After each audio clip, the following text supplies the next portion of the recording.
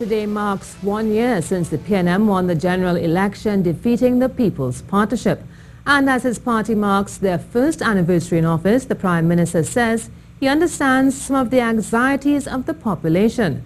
This morning he spoke on TV6's Morning Edition program on several issues, including the budget and crime. Rishi Harinanan has a recap.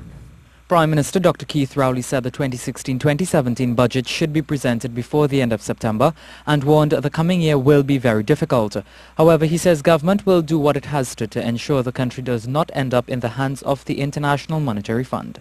With all that we are doing now in terms of rolling back our expenditure, if we don't do that now ourselves and we allow what has been going on to continue against the background of our loss of revenue, that is a recipe for an IMF program.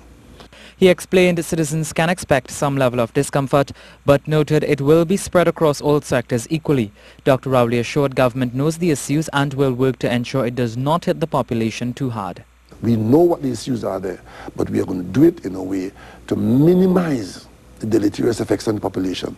But there will be some element of reduction in comfort and even some pain for all of us, which will be shared because the country's situation has changed. On the issue of salary increases for parliamentarians, Dr. Rowley said there will be no increase, at least until there is a turnaround in the economy. There will be no increase in salary for members of the cabinet, of the government, until we have got past this situation that we are, where we are here now.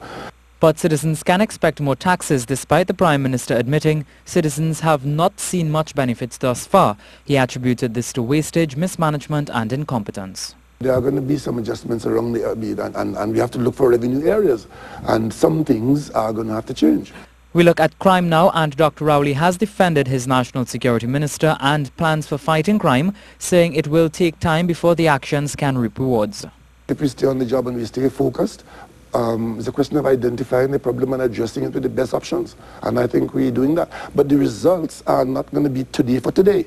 This instant result that some people are expecting in crime fighting. He said police officers are not keeping pace with criminals and reiterated the motivating factor for crime is the fact that people think they will not be caught, and if they do get caught, they will not be prosecuted. Many years ago, the police service was not sufficiently responsive, and some people might even come to the conclusion that is not up to the task. It is for the government to ensure that our policing and security agencies, whether it is the Coast Guard, the police, the information gathering, that they are up to the task in responding. Now, the Prime Minister said his government is prepared to deal with white-collar crime. As the head of the government, can simply say we support the other arms of the state in the prosecution of white-collar crime. However, the country has an extremely poor record in its institutions in doing that.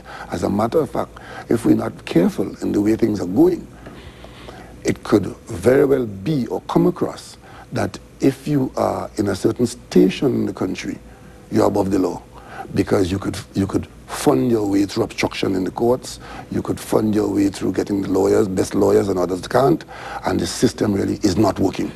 Dr. Rowley said the system of governance as is not working well, but made it clear he is willing to lose his job as Prime Minister if, when changes are made, they are not supported by the people. I do not want the sentiment of the population to be that the government of Trinidad and Tobago is a corrupt government. That let's start with that, because corruption deprives, especially those who are least able to look after themselves and who may rely on the state for assistance in one way or the other, or whose assets should be working for them. If we waste, corruption, abuse, we got to throttle that back. But to do that, you have to have systems of accountability, and you have to enforce those accountability systems. To health now, and the Prime Minister said persons can expect an improvement in the health sector in the near future. This, as he noted, government should receive a report next week, which gives a detailed review of the health system.